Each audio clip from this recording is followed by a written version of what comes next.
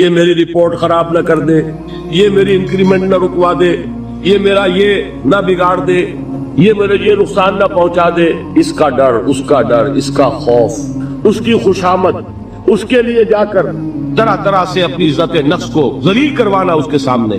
یہ سب کچھ کیوں کرتا ہے انسان؟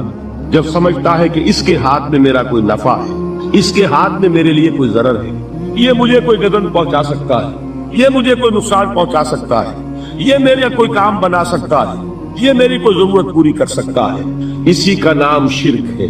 جہاں آپ نے یہ سمجھا کہ غیر اللہ کے اندر کوئی طاقت موجود ہے، وہی شرک ہے۔ بتوں سے تجھ کو امید ہے، خدا سے نومیدی، مجھے بتا تو صحیح اور کافری کیا؟ شرک تو یہ ہے جس پر بھی تمہیں یہ خیال ہے کلمہ ہے، یہ کلمہ سوم، لا حول ولا قوت الا باللہ، ذرا اس پر دل کو کبھی اگر آپ تصور کریں، پھر فرض کریں، دل ٹھک جائے اس پر، کوئی طاقت نہیں۔ یہی بات تھی جو شیخ عبد القادر جیلانی رحمۃ اللہ علیہ نے اپنی وصیت میں اپنے بچے سے کہی۔ 11ویں دینے والے ہیں، لیکن حضرت شیخ عبد القادر جیلانی کی وصیت اور تعلیمات کو کتنے لوگ ہیں جو جانتے ہیں؟ یہ جن مقامات تک پہنچے ہیں وہ کس چیز کی بدولت پہنچے؟ انہوں نے جو پیغام دیا وہ کیا تھا؟ اے میرے بچے، جس طریقے سے قرآن مجید میں حضرت لقمان کی نصیحتیں جو ہے نقل کر دی گئی ہیں، میں یہ عرض کروں گا بالفرض اگر قرآن حضرت عبد القادر جیلانی کے بعد نازل ہوا ہوتا تو شیخ عبد القادر کی یہ نصیحتیں بھی قرآن میں درج ہوتی۔ اتنی اونچی نصیحتیں ہیں۔ اے میرے بچے، اس حقیقت کو ذہن نشین کر لے، لا فاعل فی الحقیقت ولا مؤثر الا اللہ، اس کائنات میں نہ کوئی فاعل حقیقی ہے نہ مؤثر حقیقی ہے سوائے اللہ۔ کسی شے میں کوئی تاثیر نہیں اگر اللہ نہ چاہے، آگ جلا نہیں سکتی اگر اللہ نہ چاہے، پانی ڈبو نہیں سکتا اگر اللہ نہ چاہے، زہر ہلاک نہیں کر سکتا اگر اللہ نہ چاہے، کوئی چیز فائدہ نہیں پہنچا سکتی اگر اللہ نہ چاہے۔ تو در در پہ کیوں سر جھکاتے ہو؟ در در پر کیوں جبیسائی کرتے ہو؟ سب کے سامنے کیوں ہاتھ پھیلاتے ہو؟ ایک اللہ سے مانگو، ایک اللہ کے سامنے زمین پر اپنی جبین رکھو۔ لا فاعل فی الحقیقت ولا مؤثر الا اللہ۔ نظر آتا ہے ہمیں کہ پانی پیاس بجھا دیتا ہے، پیاس بجھانے کی صلاحیت پانی میں نہیں ہے، اللہ کے اذن سے۔ کھانا بھوک مٹا دیتا ہے، بھوک مٹانے کی صلاحیت کھانے میں نہیں ہے، اذن رب میں۔ دیکھیے یہی یقین تھا حضرت موسیٰ علیہ السلام کا واقعہ یاد کیجئے۔ سامنے سمندر آ گیا ہے، قوم دیکھتی ہے پیچھے کہ گرد و غبار کا طوفان، معلوم ہوا کہ فرعون اپنے لشکر سمیت آ گیا ہے۔ لشکر جب چلتا تھا تیز رفتاری کے ساتھ تو گرد و غبار کا جو طوفان اٹھتا تھا اس کا تصور کیجیے، اور لمحہ بلمحہ وہ قریب آ رہا ہے۔ پوری قوم نے کیا کہا؟ اے موسیٰ انا لمدرکون، اے موسیٰ آپ کو پکڑے گئے۔ قرآن مجید نے تو یہاں وہ باتیں نہیں لکھی ہیں، لیکن تورات میں یہ درج ہے کہ بنی اسرائیل جھگڑنے لگے، دست و گریبان ہو گئے موسیٰ کے ساتھ۔ موسیٰ نے یہاں مروایا لا کر، اس سے تو ہم وہیں بہتر تھے، وہاں کھانے کو ملتا تھا، زندگی تو تھی، بیگار ہم کر رہے تھے، موت تو نہیں تھی۔ اب جو کچھ ہوگا اس کا تصور کرو، جس طریقے سے ہمارے ٹکڑے اڑائے جائیں گے۔ تو لڑ رہے ہیں حضرت موسیٰ علیہ السلام سے، یہ تورات کی تفصیل ہے۔ قرآن میں صرف اتنا آیا ہے، پریشان ہو کر انہوں نے کہا انا لمدرکون، موسیٰ ہم کو پکڑے گئے۔ اس وقت موسیٰ کا جواب کیا ہے؟ کلا ان معی ربی سیہدین، نہیں، میرے ساتھ میرا رب ہے، وہ راستہ دے گا۔ بتائیے کہاں راستہ نظر آ رہا؟ یہ ہے ایمان بالغیب۔ راستہ نظر نہ آئے تب اللہ پر یقین ایمان ہے، جیب میں پیسے ہو تب دل کو اطمینان ہے، تو ایمان کس پر ہوا؟ پیسے پر، اللہ پر نہیں۔ جب وسائل و ذرائع نہ ہو اور پھر یقین ہو کہ اللہ مسبب الاسباب ہے، وہ اسباب کا پابند نہیں ہے، وہ اسباب کا محتاج نہیں ہے، اسباب اس کے محتاج ہیں۔ اگر یہ یقین ہے تو اللہ پر ایمان ہے، یہ نہیں ہے تو تمہارا ایمان اسباب پر ہے، وسائل پر ہے، ذرائع پر ہے، مادیات پر ہے، اللہ پر نہیں۔ اس وقت کہاں راستہ تھا؟ تو راستہ تھا سمندر ہے اور ادھر سے لشکر آ گیا ہے۔ کلا ان معی ربی سیہدین۔ اب دیکھیے ایمان کہہ دینا آسان ہے، ہوا معکم اینما کنتم، جہاں کہیں بھی تم ہوتے ہو اللہ تمہارے ساتھ ہوتا ہے، لیکن اس کا یقین قائم ہو جائے تو زمین و آسمان کا فرق واقع ہو جائے۔ الف لام میم یہ حروف مقطعات ہیں جن کے بارے میں اجمالی گفتگو سورہ بقرہ کے آغاز میں ہم کر چکے ہیں۔ اللہ لا الہ الا هو الحی القیوم، یہ الفاظ آیت الکرسی کے آغاز میں سورہ بقرہ میں آ چکے۔ ایک بات نوٹ کر لیجئے کہ ایک حدیث میں آتا ہے کہ اللہ کا ایک اسم اعظم ہے کہ جس کے حوالے سے اگر کوئی چیز اللہ سے مانگی جائے تو وہ ضرور دیتا ہے، لیکن اس کو حضور نے بتایا نہیں کہ وہ اسم اعظم کون سا ہے۔ کچھ اشارے کیے، جیسے رمضان میں ایک شب ہے لیلۃ القدر جو 1000 مہینوں سے افضل ہے، تعین کے ساتھ نہیں بتایا وہ کون سی، تاکہ تلاش کرو، زیادہ ذوق و شوق کا معاملہ ہو۔ لیکن جو اشارات آپ نے کیے ہیں اس سے اندازہ ہوتا ہے، کیونکہ یہ فرمایا گیا کہ یہ 3 صورتوں میں ہے، سورہ بقرہ میں، سورہ آل عمران میں اور سورہ طٰہٰ میں۔ وہ الفاظ الحی القیوم جو مشترک ہیں، سورہ بقرہ میں آیت الکرسی میں آئے ہیں، آل عمران میں یہاں دوسری آیت میں موجود ہیں، اور سورہ طٰہٰ کے بھی شروع کے اندر موجود ہیں۔ نزل علیہ، میں نے جو آپ کو بڑے بڑے حکمت کے موتی اور بڑے بڑے پھول آپ کو گنوائے ہیں، آیت الآیات، آیت البر، آیت الاختلاف، اور اب یہ ہے آیت الکرس، توحید کے عظیم ترین خزانوں میں سے یہ سیدۃ آیات القرآن۔ حضور نے فرمایا یہ تمام آیات قرآنی کی سردار ہے۔ جس طریقے سے آیت بر اور سورۃ العصر میں ایک نسبت ہے کہ ہدایت اور نجات کی شرائط ساری کی ساری ایک چھوٹی سی صورت میں اللہ نے جمع کر دی، والعصر ان الانسان لفی خسر الا الذین آمنوا وعملوا الصالحات وتواصوا بالحق وتواصوا بالصبر، لیکن اس کی تفسیر ایک آیت میں آئی، وہ آیت البر ہے۔ چنانچہ جو منتخب نصاب ہم نے مرتب کیا ہے دعوت قرآن کے لیے، میں پہلا درس سورۃ العصر کا ہے اور دوسرا درس آیت البر کا ہے۔ جو نسبت سورۃ العصر میں ہے کہ وہ سورت ہے، یہ آیت ہے، لیکن اس آیت میں کئی صورتیں نکل سکتی ہیں حجم کے اعتبار سے سورۃ العصر کے برابر۔ یہی نسبت ہے سورہ اخلاص میں، 4 آیتیں، توحید کا عظیم ترین خزانہ، اور یہ آیت الکرسی، یہ آیت ہے سورہ اخلاص، اس میں 4 بن جائیں گی حجم کے اعتبار سے، لیکن اسے حضور نے سورۃ سے قرآن قرار دیا ہے۔ توحید کے موضوع پر جامع ترین سورت سورۃ الاخلاص، لیکن توحید اور خاص طور پر توحید فی الصفات کے موضوع پر عظیم ترین آیت یہ آیت الکرسی۔ اللہ لا الہ الا ہو، اللہ وہ معبود برحق ہے جس کے سوا کوئی الہ نہیں، بڑا کیٹیگوری۔ الحی القیوم، وہ زندہ ہے از خود اور باخود، اس کی زندگی مستعار نہیں ہے۔ وہ جو کہا ہے کہ مانگ کے لائے تھے 4 دن، 2 آرزو میں کٹ گئے، 2 انتظار میں، عمر دراز مانگ کے لائے تھے، اللہ کی زندگی ہے، اس کی از خود زندگی کسی کی دی ہوئی نہیں، اور اس زندگی میں کوئی ضعف نہیں، کوئی کمزوری نہیں، کوئی احتیاج نہیں، آگے آ جائے گا، نہ اسے نیند آتی ہے نہ اونگ آتی ہے۔ قیوم، صرف اپنی جگہ وہ زندہ جاوید ہستی ہے، اور باقی ہر شے کا وجود اس کے حکم سے قائم ہے، کوئی شے قائم نہیں ہے بغیر اس کے اذن کے۔ تو گویا کہ الحد، احد اور الصمد، اللہ اپنی جگہ احد لیکن باقی پوری کائنات کے لیے صمد۔ جو سورہ اخلاص میں 2 الفاظ آئے ہیں، قل هو اللہ احد اللہ الصمد، اللہ حی ہے اور قیوم، لا تاخذہ سنۃ ولا نوم، اس پر غالب نہیں ہو سکتی نہ نیند نہ اونگ۔ لہ ما فی السماوات و ما فی الارض، آسمان اور زمین میں جو کچھ ہے اسی کا ہے، ملکیت تامہ، ملکیت حقیقی اس کی۔ من ذا الذی یشفع عندہ الا باذنہ، کون ہے وہ جو شفاعت کر سکے اس کے پاس مگر اس کی اجازت سے۔ اب یہ مقام آیا ہے سورہ بقرہ میں پہلی مرتبہ، 3 مرتبہ کیٹیگوریکل ڈینائل کے بعد، کوئی شفاعت نہیں، کوئی شفاعت نہیں، کوئی شفاعت نہیں۔ یہاں بھی جو انداز ہے بہت ہی جلالی انداز ہے، من ذا الذی، کس کی یہ حیثیت ہے، کس کا یہ مقام ہے، کس کو یہ زور حاصل ہے کہ وہ اپنے اختیار کے بل پر، جو اپنی حیثیت کی بنیاد پر شفاعت کر سکے؟ ہاں، جس کے لیے اللہ اجازت۔ استثناء کے ساتھ شفاعت کا یہاں پر پہلی مرتبہ آیا، ورنہ سورہ بقرہ کے 6 رکوع کی دوسری آیت، واتقوا یوما لا تجزی نفس عن نفس شیئا ولا یقبل منها شفاعۃ ولا یؤخذ منها عدل ولا هم ينصرون، 15 رکوع کی دوسری آیت، واتقوا یوما لا تجزی نفس عن نفس شیئا ولا يقبل منها عدل ولا تنفعها شفاعۃ ولا هم ينصرون۔ اور اب اس سے پہلے کی آیت میں آ چکا ہے ولا شفاعہ، کوئی شفاعت مفید نہیں ہوگی، لیکن یہ اس میں ایک استثناء ہے۔ اب یہ ذرا باریک مسئلہ ہے کہ شفاعت حقہ کیا ہے، شفاعت باطلہ کیا ہے، تو دورہ ترجمہ قرآن میں اتنی تفاصیل کے ساتھ بحث نہیں کی جا سکتی، وہ ایک علیحدہ موضوع ہے۔ حال ہی میں نے اس پر اپنے درس ریکارڈ کرا دیے۔ یعلم ما بین ایدیہم وما خلفہم، وہ جانتا ہے جو کچھ ان کے سامنے اور جس کو پیچھے ہے۔ عام طور پر دنیا میں ہم سفارش کرتے ہیں تو کہتے ہیں کہ بھئی میں جانتا ہوں شخص کو بہتر، اصل میں جیسا کچھ یہ نظر آتا ہے ویسا نہیں ہے، یا جیسا کچھ فیکٹس آن دی فائل آ گئے ہیں وہ بڑے ہی ڈیسیونگ ہے، اصل حقائق کچھ اور ہے اس کیس کے، وہ میں آپ کو بتاتا ہوں۔ یہ بات اللہ کے سامنے کون کہہ سکتا ہے؟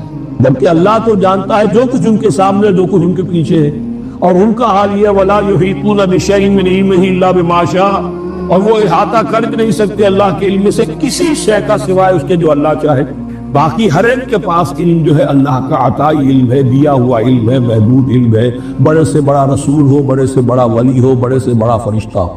لا علم لنا الا ما علمتنا، ہم پڑھائے چوتھے رکوع میں، تو کون کہہ سکتا؟ من ذا الذی یشفع عنده الا باذنہ یعلم ما بین ایدیہم وما خلفہم ولا یحیطون بشیء من علمہ الا بما شاء وسع کرسیہ السماوات والارض، اس کی کرسی تمام آسمانوں اور زمین کو محیط۔ اب کرسی کے دو مفہوم یہاں ہو سکتے ہیں، یہ کہ اس سے جو معنی مراد ہے یعنی اس کا اقتدار، اس کی قدرت، اس کا جبر، اس کا اختیار، یہ اتھارٹی پوری کائنات میں۔ ایک یہ بھی ہو سکتا ہے کہ اللہ تعالیٰ کے لیے ہم نہیں جان سکتے، یہ آیات متشابہات میں سے ہے کہ کوئی شے بھی ہو واقعتاً جس کو ہم اسے کرسی کہہ سکتے، عرش، کرسی، ان سب کے بارے میں یہ دونوں باتیں ذہن میں رکھیے۔ یہ بھی ہو سکتا ہے کہ ان کی کوئی مجسم حقیقت ہو جو ہمارے ذہن سے، ہمارے تخیل سے ماورا ہے، اور یہ بھی ہو سکتا ہے اس سے استعارہ مراد، اس کا اقتدار و اختیار آسمانوں اور زمین پر چھایا ہوا ہے۔ اس وقت یہ ہے کہ اصل نماز یہی ہے، یہ سورہ فاتحہ۔ چنانچہ میں آپ کو حدیث سنا رہا ہوں جو صحیح بخاری میں بھی ہے، صحیح مسلم میں بھی ہے، جامع ترمذی میں بھی ہے، سنن ابی داؤد میں بھی ہے، سنن نسائی میں بھی ہے، اور بہت سی کتابوں میں موجود۔ اور یہ عن عبادہ بن صامت رضی اللہ تعالی عنہ، حضرت عبادہ بن صامت سے مرفوعا کہ حضور نے فرمایا لا صلاۃ لمن لم یقرأ بفاتحۃ الکتاب، اس شخص کی کوئی نماز نہیں ہے جس نے کہ سورہ فاتحہ کی تلاوت نہیں کی۔ اب اس سے ہمارے ہاں ایک بڑا اختلاف پیدا ہوا، وہ نوٹ کر لیجیے۔ ایک رائے یہ ہے آپ اگر علیحدہ نماز پڑھ رہے ہیں تو ظاہر بات ہے کہ آپ کو ہر رکعت میں خود پڑھنی ہی پڑھنی ہے سورہ فاتحہ۔ جب باجماعت پڑھ رہے ہیں اب کیا شکل، امام پڑھ رہا ہے سورہ فاتحہ تو کیا مقتدی کو بھی پڑھنی چاہیے؟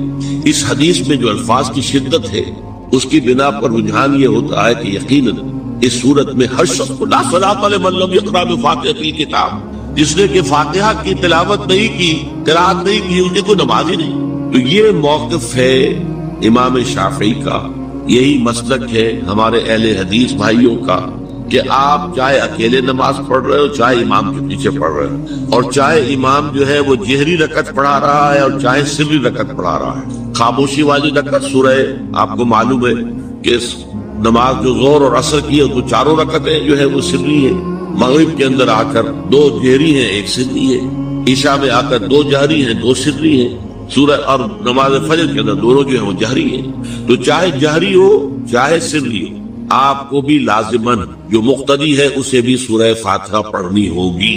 اب اس کے لیے انہوں نے یہ طریقہ جو ہے تلقین کیا ہے کہ امام تیزی سے نہ پڑھے، رک رک کر پڑھے الحمدللہ رب العالمین، اس کے بعد اتنا وقفہ دے دے کہ جو مقتدی ہے وہ بھی کہہ لے اپنے دل میں یا اب پڑھ لے الحمدللہ رب العالمین الرحمن الرحیم۔ تو یہ رک رک کر پڑھنا، خاص طور پر اگر آپ کو موقع ہوا ہو کسی اہل حدیث امام کی امامت میں نماز ادا کرنے کا تو آپ دیکھیں گے کہ بڑا فرق ہے۔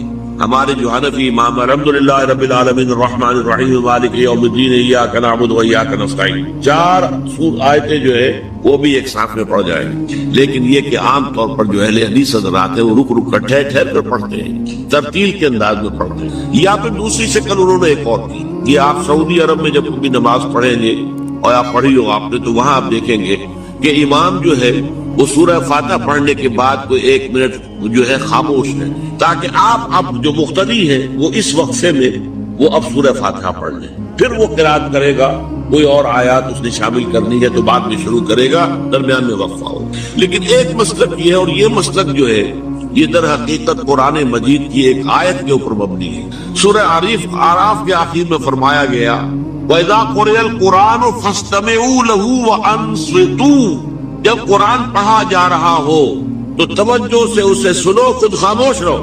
اب یہ قرآن مجید کی آیت ہے، اس کے بنا پر ایک رائے یہ ہے کہ آپ امام کے پیچھے سورہ فاتحہ نہیں پڑھیں، پڑھا جا رہا ہے سنو، خود خاموش رہو۔ اور اس کے لیے وہ دلیل دیتے ہیں کہ یہ شکل ایک وفد کی سی ہے، جیسے کسی بڑی شخصیت کے پاس اگر آپ کا کوئی وفد جاتا ہے، 8-10 افراد ہیں، ان میں اسپوکس مین ایک ہوتا ہے، وہ بات کرتا ہے، باقی سب لوگ موجود رہتے ہیں، سنتے ہیں۔ اسی طریقے سے امام جو ہے وہ گویا کہ آپ کا نمائندہ ہے، اور وہ پڑھ رہا ہے الحمدللہ رب العالمین الرحمن الرحیم مالک یوم الدین، تو امام کی قرات ہی آپ کی بھی قرات ہو، گویا کہ اس آیت سے، اس حدیث سے اختلاف نہیں ہے، اس کی تعبیر سے اختلاف ہے کہ امام کا قرات کر لینا در حقیقت مقتدیوں کی طرف سے بھی قرات۔ اس میں جو حنفی مسلک ہے وہ بہت سخت ہے، اور وہ یہ ہے کہ چاہے سری نماز ہو اور چاہے جہری ہو، ہر کسی بھی حالت میں مقتدی جو ہے وہ سورہ فاتحہ نہیں پڑھے۔ اب اس میں ذرا سا سوال پیدا ہوتا ہے کہ جہری رکعت میں تو اس آیت کا اطلاق ہو جائے گا کہ وَإِذَا قُرِئَ الْقُرْآنُ فَاسْتَمِعُوا لَهُ وَأَنصِتُوا، سری میں تو اس آیت کا اطلاق نہیں ہوتا۔ بہرحال یہ مسلک ہے امام شافعی کا، ایک انتہا پر ہے، ہر صورت میں سری ہو یا جاری ہو آپ کو پڑھنی ہی پڑھنی ہے، اور امام ابو حنیفہ دوسری انتہا پر ہے کہ چاہے سری ہو چاہے جاری ہو کسی شکل میں نہیں پڑھا۔ امام مالک کا مسلک ہے درمیان میں، اور میں اس میں کوئی جھجک محسوس نہیں کرتا کہ میں آپ کے سامنے عرض کر دوں کہ میں اس پر عمل پیرا ہوں۔ وہ کیا ہے؟ جہری نماز میں خاموش رہو اور سنو، اس آیت کا اطلاق ہو جائے گا جب بلند آواز سے پڑھ رہا ہے امام تو پوری توجہ، فاستمعوا له، اپنی پوری توجہ کو اس کے سننے کے اوپر مرکوز کر دو اور خود خاموش۔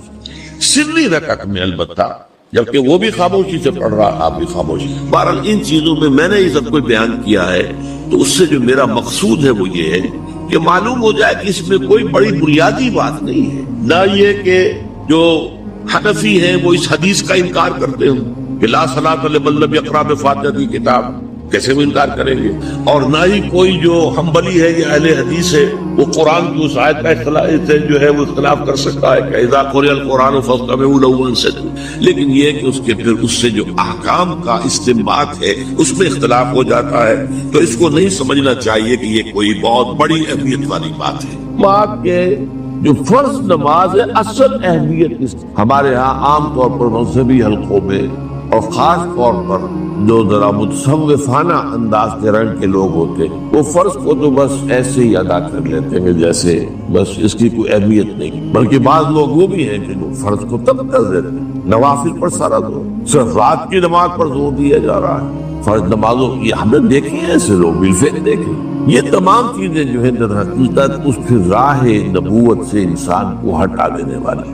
فرض کتنا فرض، نفل کتنا، نوافل کے بارے میں جو ہے شریعت سے ثابت ہے، وہ تہجد بھی نافلۃ لک، حضور کے لیے تو لازم تھی، باقی کے لیے لازم نہیں ہے، جو قیام اللیل شروع میں تھا وہ لازم نہیں ہے۔ ہاں رمضان مبارک میں اس کی تشویق ہے، ترغیب، وہ خاص ایک مہینہ ہے، اس میں دن میں کھانا پینا جو ہے وہ حرام کیا گیا، تو رات کو 2/3 رات یا 1/3 کم سے کم 1/3 رات جاگو اللہ کے قرآن کے ساتھ، اللہ کی کتاب کے ساتھ۔ تو یہ اصل میں جو توازن ہے یہ جو ہے بہت ضروری۔ ارأیت اذا صلیت الصلوات مکتوبات، حضور آپ نے دیکھا، غور فرمائیے کہ اگر میں جو فرض نمازیں ہیں وہ ادا کروں، اب مثلا ایک حدیث مجھے اور یاد آئی، فرض نماز کی اہمیت کو بیان کرنے کی حضور نے فرمایا جس شخص نے عشاء کی نماز بھی جماعت کے ساتھ ادا کی اور پھر فجر کی نماز بھی اس جماعت کے ساتھ ادا کی، اس کے لیے پوری رات کا قیام لکھ دیا ہے۔ فرض کی ہے وَإِذَا صَلَّيْتُ الْمَكْتُوبَاتِ صلوات المکتوبات وَصُمْتُ رمضان، اور میں روزہ بھی رمضان کے روزے رکھ لوں، باقی روزہ رکھنا آپ کی مرضی پر ہے، رکھیں ٹھیک ہے، لیکن وہ لازم نہیں ہے۔ نجات کے لیے لازم جو بیس لائن ہے وہ جو عبادات فرض، اس کے بعد جتنا آدمی اضافہ کر سکے، حالات کو بھی دیکھیں۔ بعض حالات ایسے ہوں گے کہ اس میں اصل اہمیت جہاد کی ہو جائے گی، قتال کی ہو جائے گی۔ اب ایسا حال بھی ہو سکتا ہے کہ اسلامی نظام قائم ہے، اسلامی حکومت قائم ہے، نظام خلافت قائم ہے، تو اب قتال کا معاملہ جو وہ حکومت کے ذمہ ہے، حکومت انتظام کرے گی۔ اگر کہیں 10,000 آدمی چاہیے، 10,000 آدمی نکل آئے جانے کے لیے، تو باقی آرام سے گھر میں سوئیں یا نوافل پڑھیں، ساری رات کھڑے رہے، ٹھیک ہے، یہ تقرب بالنوافل کا موقع ہوگا۔ لیکن اگر اللہ کا دین جو ہے وہ مغلوب ہے، پامال ہے، اسے پاؤں تلے رودا جا رہا ہے، شریعت کی دھجیاں بکھیری جا رہی ہیں، عوامر کا استہزاء ہو رہا ہے، اور جو منکرات ہیں ان کی تبلیغ ہو رہی ہے، اس وقت آدمی نوافل میں لگا رہے، وہاں تو فرض ہو جائے گا امر بالمعروف نہی عن المنکر، جہاد اس کی جو بھی تقاضے ہو، اس کو سارے تقاضے اس کو بیان کرنے کا موقع نہیں، اس اصل سے کو اس فرض کو ترک کر کے نوافل میں لگیں گے، یہ نوافل منہ پر دے مارے جائے۔ اس کو بہت زیادہ نمایاں کرنے کے لیے میں مثال دیتا ہوں، ذرا سوچئے، جب دامن احد میں معرکہ جاری تھا اور صحابہ کی جان پر بنی، خود حضور کی جان پر بنی ہوئی، آپ کو معلوم ہے آپ زخمی ہوئے ہیں اور اتنا خون آپ کا بہہ گیا ہے کہ آپ بے ہوش ہو گئے اور خبر اڑ گئی کہ آپ کا تو انتقال ہو گیا، شہید ہو گئے۔ اس وقت اگر کوئی شخص مسجد نبی میں بیٹھا ہوا درود کی تسبیح پڑھ رہا ہو یا کوئی اور نوافل ادا کر رہا ہو یا قرآن پڑھ رہا ہو تو اس کے بارے میں کیا حکم آتا ہو؟ پکا منافق، حالانکہ کام تو وہ اچھے کر رہا۔ درود کی کتنی فضیلت آئی ہے اور نوافل ہے یا قرآن کا پڑھنے کا ایک ایک حرف کا 10 نیکیوں کا ثواب ہے۔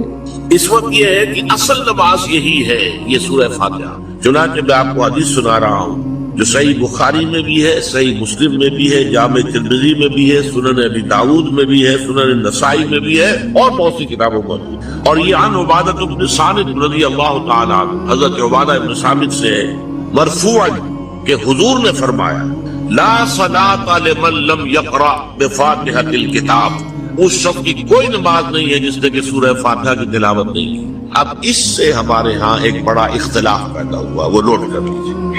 ایک رائے یہ ہے آپ اگر علیحدہ نماز پڑھ رہے ہیں تو ظاہر بات ہے کہ آپ کو ہر رکعت میں خود پڑھنی ہی پڑھنی ہے سورہ فاتحہ۔ جب باجماعت پڑھ رہے ہیں اب کیا شکل، امام پڑھ رہا ہے سورہ فاتحہ تو کیا مقتدی کو بھی پڑھنی چاہیے؟ اس حدیث میں جو الفاظ کی شدت ہے اس کی بنا پر رجحان یہ ہوتا ہے کہ یقیناً اس صورت میں ہر شخص کو لا صلاۃ لمن لم یقرأ بفاتحۃ الکتاب، جس نے کہ فاتحہ کی تلاوت نہیں کی، قرات نہیں کی، ان کی کوئی نماز ہی نہیں۔ تو یہ موقف ہے امام شافعی کا، یہی مسلک ہے ہمارے اہل حدیث بھائیوں کا کہ آپ چاہے اکیلے نماز پڑھ رہے ہو، چاہے امام کے پیچھے پڑھ رہے ہو، اور چاہے امام جو ہے وہ جہری رکعت پڑھا رہا ہے اور چاہے سری رکعت پڑھا رہا ہے۔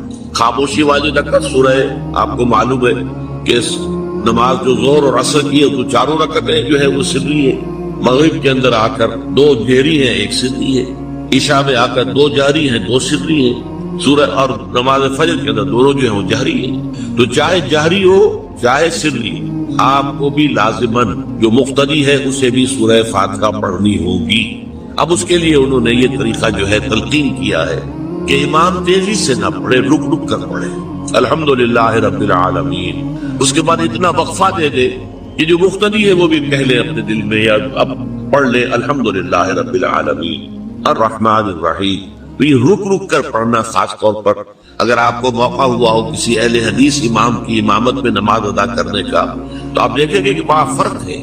ہمارے جو حنفی امام الحمدللہ رب العالمین الرحمن الرحیم مالک یوم الدین ایاک نعبد و ایاک نستعین، 4 آیتیں جو ہے وہ بھی ایک ساتھ میں پڑھ جائیں، لیکن یہ کہ عام طور پر جو اہل حدیث حضرات ہیں وہ رک رک کر ٹھہر ٹھہر کر پڑھتے ہیں، ترتیل کے انداز میں پڑھتے ہیں۔ یا پھر دوسری شکل انہوں نے ایک اور کی کہ آپ سعودی عرب میں جب بھی نماز پڑھیں گے اور آپ پڑھی ہو آپ نے تو وہاں آپ دیکھیں گے کہ امام جو ہے وہ سورہ فاتحہ پڑھنے کے بعد کوئی 1 منٹ جو ہے خاموش ہے تاکہ آپ اب جو مقتدی ہے وہ اس وقفے میں وہ اب سورہ فاتحہ پڑھ لیں، پھر وہ قرات کرے گا، کوئی اور آیات اس نے شامل کرنی ہے تو بعد میں شروع کرے گا، درمیان میں وقفہ ہو۔ لیکن ایک مسلک یہ، اور یہ مسلک جو ہے یہ در حقیقت قرآن مجید کی ایک آیت کے اوپر مبنی ہے۔ سورہ اعراف کے آخر میں فرمایا گیا وَإِذَا قُرِئَ الْقُرْآنُ فَاسْتَمِعُوا لَهُ وَأَنصِتُوا، جب قرآن پڑھا جا رہا ہو تو توجہ سے اسے سنو، خود خاموش رہو۔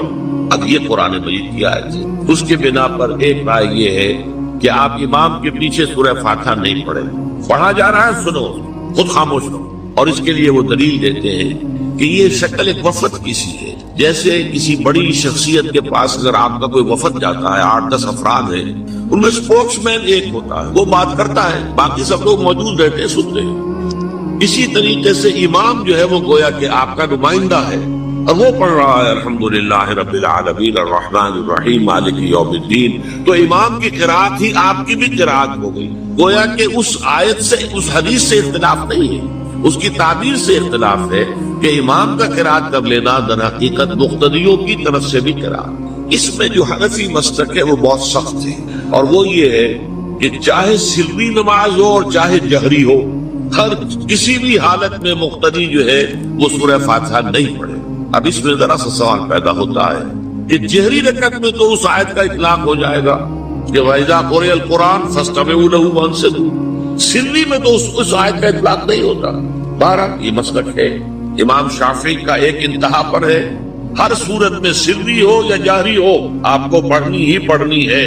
اور امام ابو حنیفہ دوسری انتہا پر ہے کہ چاہے سری ہو چاہے جاری ہو کسی شکل میں نہیں پڑھنا. امام مالک کا مسلک ہے درمیان میں، اور میں اس میں کوئی جھجک محسوس نہیں کرتا کہ میں آپ کے سامنے عرض کر دوں کہ میں اس پر عمل پیرا ہوں.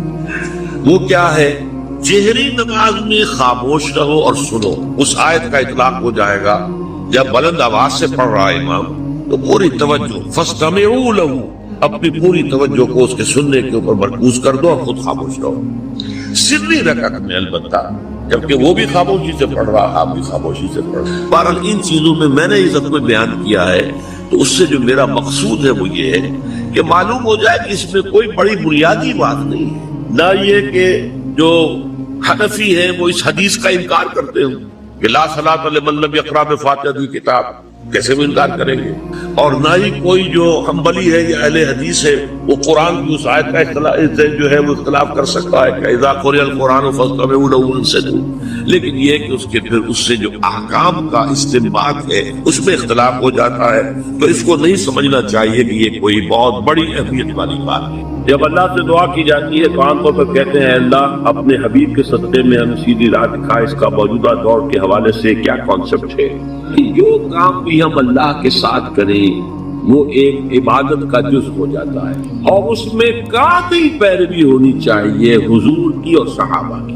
یہ صحابہ سے ثابت نہیں. اس میں یہ ہے کہ ذرا بھی ہم ادھر سے ادھر ہو جائیں گے تو خطرے میں پڑ جائیں گے، مشتبہات میں آ جائیں گے. جو چیز صحابہ سے ثابت ہے اس پر اکتفا کیجیے. کیا وہ اس میں کوئی محرومیت تھی کسی شے کی وجہ سے؟ کم رہ گئے کہیں؟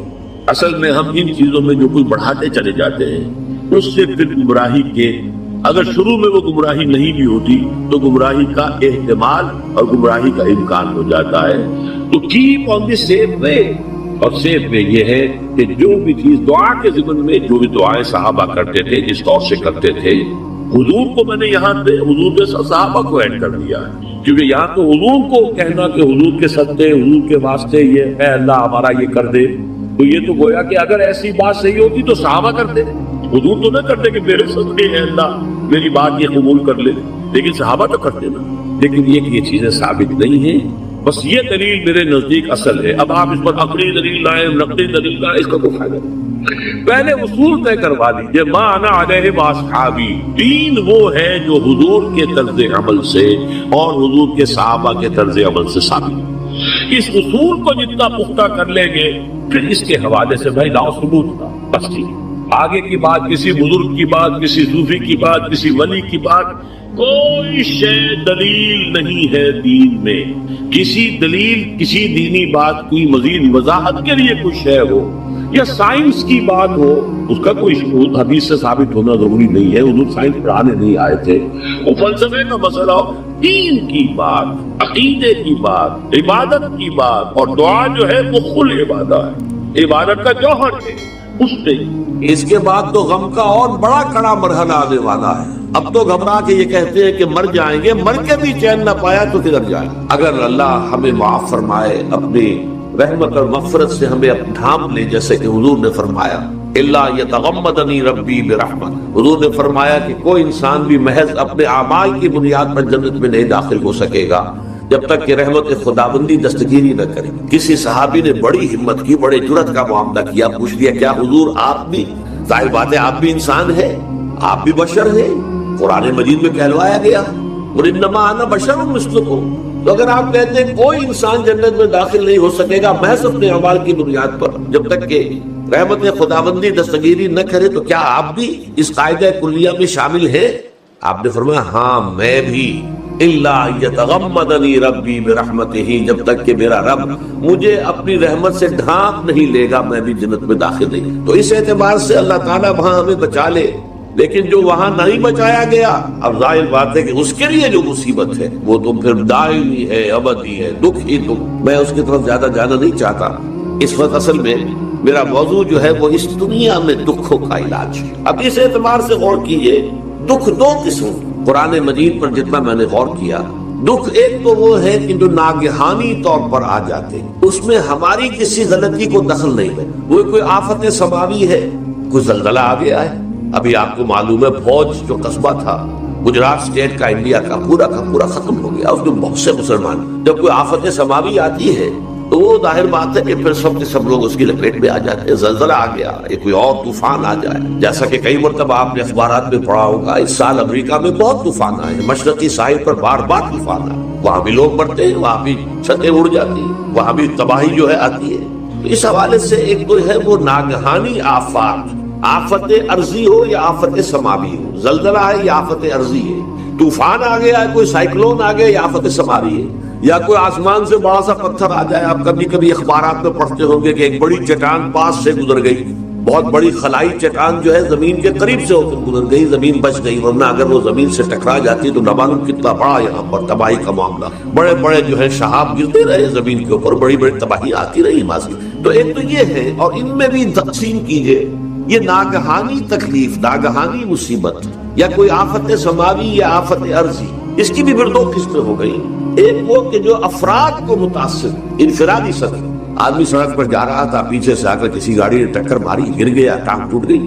اب ظاہر بات ہے کسی میں اس کا کوئی قصور نہیں، یہ اللہ تعالیٰ کی طرف سے بات آ گئی ہے. یا یہ کہ کوئی اگر اجتماعی سطح پر آیا، جیسا کہ زلزلہ ہے، یا جیسا کہ کوئی سائیکلون ہے، کوئی بڑا طوفان ہے، بہت بڑے فلڈز آ گئے ہیں. اس وقت بھی موزمبیق میں بہت بڑا فلڈ آیا ہوا ہے، ساؤتھ افریقہ میں، اور افریقہ میں پچھلے سال بھی بہت بڑا فلڈ آیا تھا، بڑی تباہی آئی آ رہا. تو یہ آفت سماوی، یہ ظاہر بات ہے کہ اجتماعی سطح پر آتی ہے، بڑی بڑی مقدار میں، تعداد میں لوگ متاثر، لاکھوں لوگ بے گھر ہو جاتے ہیں، ہزاروں آدمی مارے جاتے ہیں. پہلی شکل جو ہے دکھ کی، جیسا کہ میں نے عرض کیا، وہ ناگہانی دکھ، کوئی آفت ارضی، کوئی آفت سماوی، خواہ وہ انفرادی ہو خواہ اجتماعی. اس کے ضمن میں کیا علاج ہے؟ ظاہر بات ہے کہ اس کا علاج یہ تو نہیں ہو سکتا کہ آپ اس کو ختم کریں. انگریزی کا ایک محاورہ ہے، what cannot be cured must be endured. جو چیز جو ہے جس کا علاج نہیں ہو سکتا وہ تو برداشت کرنی پڑے گی. بعض بیماریاں بھی ایسی ہیں، ڈائبٹیز ہو گئی ہے، شوگر کا مرض ہو گیا، ڈاکٹر آپ کو بتائے گا کہ بھائی اب یہ مرض جائے گا نہیں. اب آپ کو اس مرض کے ساتھ ہی اپنے آپ کو ایڈجسٹ کر کے اپنی غذا وغیرہ اس کے مطابق طے کر لیجیے، ورنہ یہ کہ یہ نہ سمجھیے کہ یہ مرض چلا جائے گا. what cannot be cured must be endured. لہذا ان آفت سماوی و عرضی، چاہے وہ انفرادی سطح پر متاثر کرتی ہوں انسانوں کو، اور چاہے اجتماعی سطح پر، اس کا تو علاج ایک ہی ہے. عربی میں بھی ایک محاورہ یہ ہے کہ کسی نے پوچھا تھا کہ بچھو کے کاٹے کا کیا علاج ہے؟ البکاء الی الصباح. رات کو اگر کاٹا ہے کسی بچھو نے تو روتے رہو صبح تک، یہ علاج ہے، اس کا اور کوئی علاج ہے ہی نہیں. تو جو چیز لا علاج ہے اسے برداشت کر. گویا کہ یہاں جو اصل شے ہوگی کہ دنیاوی آفات، عرضی و سماوی آفات، ناگہانی آفات، ناگہانی مصیبتیں، ان کے ضمن میں ہمیں ایسی شے کی ضرورت ہے جو ہمارے اندر برداشت پیدا، اس کو جھیلنا آسان بنا، ہم اس کی وجہ سے بجھ کر نہ رہ جائیں، ہماری ہمتیں جواب نہ دے جائیں، ہمارا ارادہ ختم نہ ہو جائے، ہمارا حوصلہ پست نہ ہو جائے، بلکہ برداشت، جھیلنا ہو، تحمل.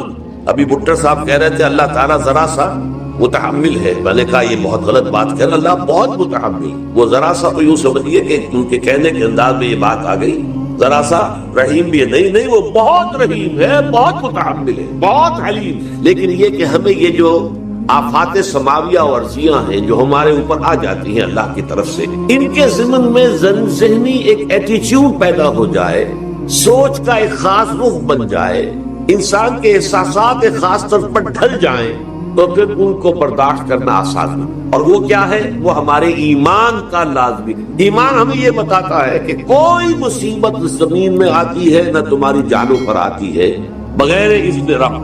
جو کچھ آ رہا ہے اللہ تعالیٰ کے فیصلے سے آیا ہے. یہ کوئی اندھا بہرا مادہ نہیں ہے، یہ کوئی اندھا بھینسا نہیں ہے کہ اس نے آ کے آپ کو ٹکر مار دی ہے. نہیں، یہ تو سمیع و بصیر، علیم و خبیر اللہ، اور حکیم اور قدیر اللہ کا فیصلہ. لہذا یہ من جانب اللہ ہے، اس کو تم سمجھو یہ اللہ تعالیٰ کی طرف سے ہے. اور جب اللہ کی طرف سے ہے تو سورہ آل عمران میں فرمایا بیدہ الخیر، اس کے ہاتھ میں تو خیر ہی خیر ہے. یعنی بظاہر تمہیں محسوس ہوتا بھی ہو کہ یہ میرے لیے تکلیف دہ بات آ گئی، تو اس کو یوں سمجھو کہ اس کا نتیجہ جو میرے حق میں نکلے گا وہ خیر ہوگا. فوری طور پر تو تکلیف ہے، مجھے اچھی نہیں لگ رہی، नागवार है, लेकिन नतीजा इसका खैर निकलेगा।